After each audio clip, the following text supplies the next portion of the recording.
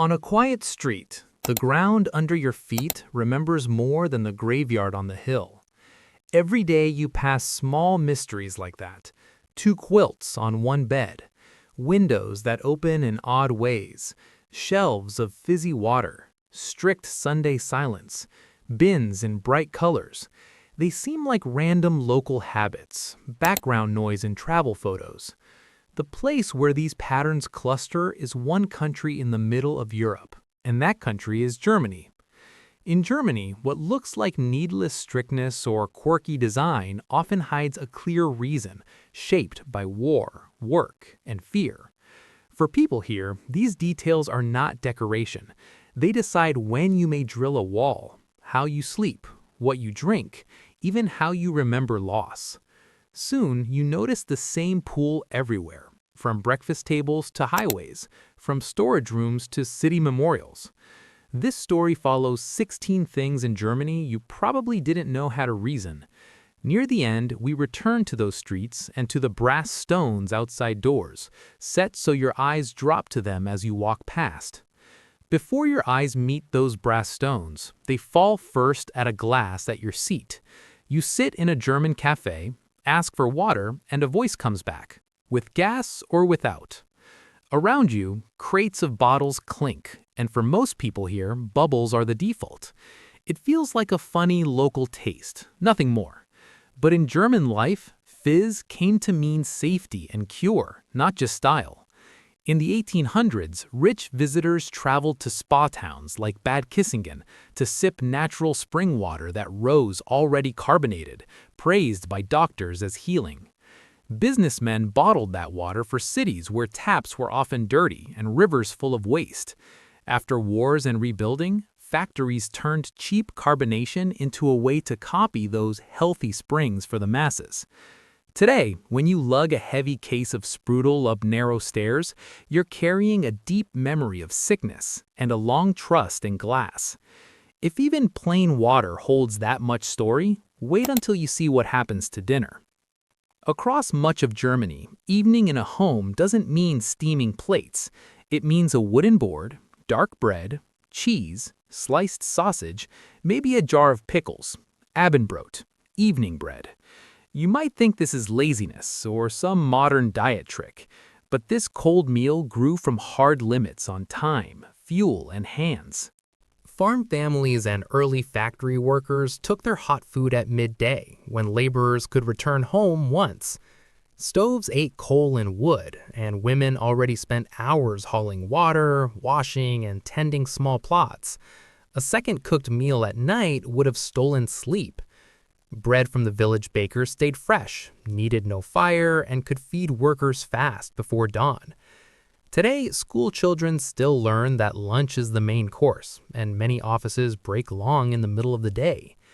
When families lay out Abendbrot now, they repeat a quiet deal struck between hunger, work, and warmth. And if meals are shaped by that old pressure, just wait to see how shared days, holidays, and even silence follow their own strict reasons here. Late on a German Sunday, you step outside with a bag of trash and think about mowing the lawn. The street feels almost empty. No power tools hum, shops stay dark, even kids seem a bit quieter. It can feel strict, even strange, like the whole country agreed to hit pause. But here, that silence is not just mood, it's written into rules. Back when factory shifts ran 6 days straight, church and worker groups fought to protect one full day of rest. Later, national quiet hours and shop closing laws locked that into code. People learned that peace for sleep and prayer mattered more than drills or deals. Today, if you roll a suitcase too loudly on a Sunday stairwell, a neighbor may remind you of that shared right to calm. Once you sense this legal hush, you start to notice how Germany also scripts its joy and light with the same careful hand. When December settles in, you might think Christmas markets are just cozy fairs. You grab hot spiced wine, watch lights shine on wooden stalls, hear choirs sing. It feels like pure mood. Yet, these winter streets grew from a need to join church seasons with trade and cheer. In late medieval towns, strict church rules banned fun in sanctuaries, so city leaders allowed merchants to sell toys and food outside before holy days. Later, a pastor in Hamburg lit a wheel of candles to help poor children count the weeks before Christmas. That Advent wreath spread house by house. Now, every Sunday before Christmas, another candle burns, and markets turn cold plazas into warm, shared rooms. Each flame and stall follows a calendar that keeps long nights from swallowing the year. After you see how time itself is planned this way, step inside a German home, where even beds and windows follow a quiet logic. Morning light slips into a German guest room, and your hand hits a ridge in the bed. On a shared frame, each person has a separate small duvet, folded like its own soft boat. This split blanket looks like a quirky couple habit. It actually grew from chilly flats and hard wash days. Old brick homes were slow to heat, and big feather quilts were heavy, hard to dry, and costly to clean. Two narrow ones could be shaken out at the window, aired on the line, and washed on different weeks. Today, couples still sleep on their twin islands of warmth, following old battles with coal dust and laundry, not with love. And the same urge to tame cold and air shaped the windows above that bed. From that bed, you reach up and crack the window, and it behaves strangely. It can tilt in at the top or swing wide from the side. To guests, this feels like a clever trick. In Germany, it answered smoke, gas, and heating costs. Coal stoves made rooms stuffy, but opening a simple flap wasted heat. The tilt gap let warm air slip out while rain and drafts stayed back. Later, strict energy rules demanded tight seals and thick glass, so the turn settings stayed for cleaning and for a fast blast of fresh air. Each twist of the handle packs decades of safety fears and fuel bills into one silent click. And that same fight against waste reaches all the way down to the bins on the street. Stepping out of that room, you meet another quiet rule. Street shoes stop at the door, and soft house shoes wait on a mat. In old towns, roads carried horse dung, coal dust, and factory soot, while floors and rugs were expensive to scrub. Slipping into clean indoor shoes was a cheap way to keep illness and filth outside. Right beside that mat, the bins tell the bigger story. And here, even taking out the trash can feel like sitting an exam. Blue, yellow, brown, black, crates for bottles with deposits. Choose wrong and a neighbor may let you know. This sorting maze grew from wartime shortages and later fears of overflowing landfills and costly oil imports. Saving paper, glass, and metal meant more trains could haul coal and food instead of waste. Every time you hesitate over which lid to lift, you quietly keep that resource machine running. From those home borders and trash rules, Germany's wider systems of movement and work rise into view. Out on the motorway, this way of mixing risk and order hits you hardest. You join a lane, press the pedal, and see the speed dial climb far past what feels normal elsewhere, yet cars flow in neat lines. Some stretches have no general limit, and visitors read them as wild freedom. But those fast strips were built first as job projects and military routes in the 1930s, then rebuilt after the war with concrete, long sight lines, and strict driving exams. Engineers added guardrails and rest stops along the route. When pileups still trapped rescue crews, lawmakers wrote another rule into every lesson: the Rettungsgasse, the rescue lane. At the first hint of a jam, drivers must slide aside and open a clear path down the middle. One missed move can bring fines and sharp looks. Each high-speed trip hides a quiet deal. You may go fast only if you all obey together. At the hill, tracks run beside the road and the rail rules feel just as strict. On the platform, trains slide in close to the minute on the board, and doors stop where small marks wait on the ground. You look around for gates or turnstiles and see only little boxes for stamping tickets. But this open system grew from crowded cities that still wanted calm movement. In the 1800s, new rail lines fed coal and workers into mines and plants, so timetables had to be tight. Conductors with watches and whistles became signs of order. Later, street trams and suburban trains kept the truss model. You buy a ticket, punch it yourself, and random inspectors appear without warning. Ride without proof, and the fine hurts. Every smooth arrival and quiet check tells you the same thing as the motorway. Freedom here rides on discipline.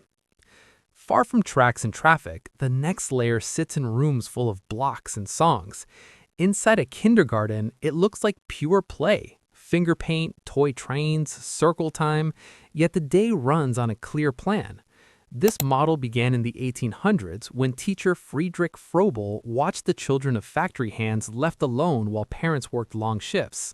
He imagined a garden for children where trained adults would guide small minds with games and simple tasks instead of leaving them to the street.